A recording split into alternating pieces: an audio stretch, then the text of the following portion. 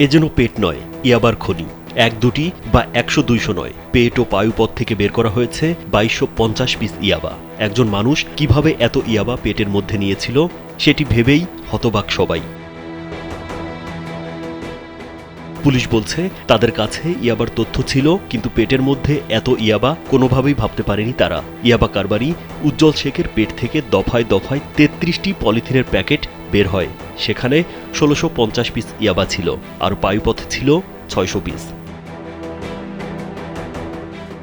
ইয়াবা কারবারি উজ্জ্বল শেখকে আটক করে খুলনার লবণচড়া থানা পুলিশ।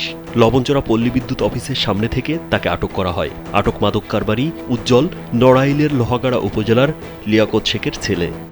এবার ব্যাংকও আপনার হাতের মুঠোয়। Balance transfer, mobile recharge, bill pay থেকে শুরু করে যা চান সব হবে এক মুহূর্তে। NRBC planet. লবণচড়া থানার ভারপ্রাপ্ত কর্মকর্তা মোহাম্মদ তহিদুজ্জামান জানান, জিসান পরিবহনে করে ঢাকা থেকে খুলনা যান উজ্জ্বল শেখ। পরে তার গতিবিধি সন্দেহ হলে পুলিশ তাকে আটক করে। জিজ্ঞাসাবাদের এক পর্যায়ে পায়ুপথ থেকে মাদকের একটি পুটলা বের করে সে। ওই পুটলা থেকে ৬০০ পিস ইয়াবা পাওয়া যায়। পরে গতিবিধি আরও সন্দেহ হলে তাকে খুলনা মেডিকেল কলেজ হাসপাতালে নেওয়া হয়। সেখানে তার এক্স-রে করে পেটের মধ্যে আরও ইয়াবা মেলে। সব মিলিয়ে ২২৫০ পিস ইয়াবা জব্দ করেছে পুলিশ।